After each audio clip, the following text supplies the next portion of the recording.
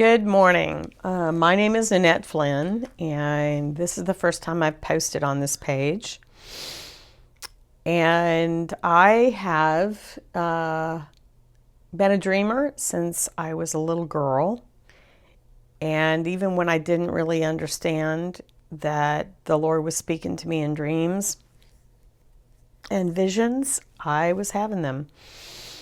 And I don't know whether that is tied into my Indian heritage or what, but I'm grateful for it. And then, I had a traumatic event happen in my life, and that was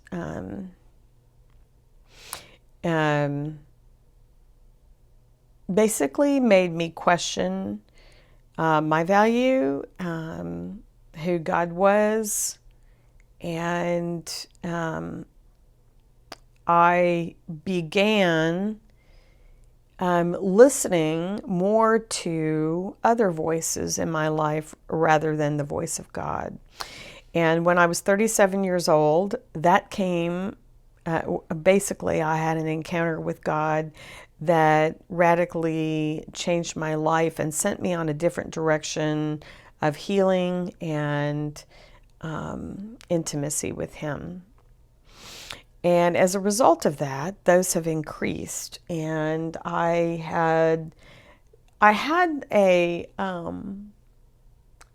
just a really short dream the other day, and this is really common for this to happen with me, and that is that I have encounters where I am with the Holy Spirit and I am in another place and the Holy Spirit's speaking to me about something. And we all know that when the Holy Spirit speaks, because the Holy Spirit is the Spirit of God, the very Spirit of God, He speaks into the atmosphere. What atmosphere? The spiritual realm.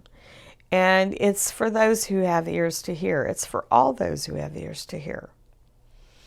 I mean, we even see in the Bible where God basically spoke and Pharaoh listened to what God was saying and heeded the voice of God. So you don't have to be a believer to hear, because we're all spiritual beings first and then natural beings. I didn't think I was going to give you that plug on listening to the Holy Spirit, but so in this encounter, I was standing in Alaska on the bank of a river with the Holy Spirit. And all of a sudden I looked, I was admiring with the Holy Spirit the scenery of the beautiful creation that God made. And all of a sudden I saw all this bubbling up in the river. And I was like, well, that's interesting. What's that? And I moved closer. And as we got closer to the river, I realized that it was fish. And it was just this massive amount of fish. And I said, oh my gosh, those are fish. And the Holy Spirit said, right, those are salmon. And they're swimming upstream. And I realized that part of what was creating the great bubbling, aside from the number of salmon there were, was the fact that they were moving against the current. And at that point, I was realizing they were heading upstream to spawn and to reproduce life. And at that moment, the Holy Spirit stepped in front of me and looked me in the eyes and said, Nanette, don't turn. It's easier to just go with the flow. Don't turn. And I woke up. It was over. And yes, it was a message to me. There was something that I was considering giving up on. There was something I was considering letting go of because of lots of things that are going on in the world, that are going on. And I was just feeling hopeless.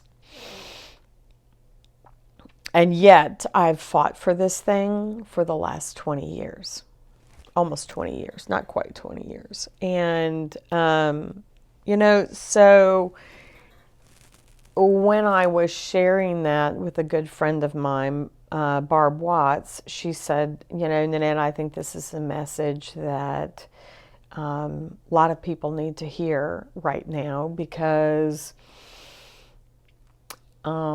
it's always easier to turn around and just flow with the current. Jesus didn't flow with the current.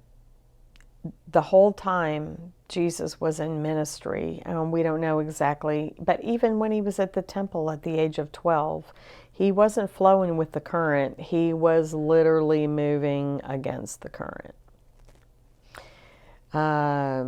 in order to reproduce life. And so that's my dream, and I am just laying it before you today so that you have something to think about and ponder, and maybe the Lord will speak to you through that today. Have a blessed day.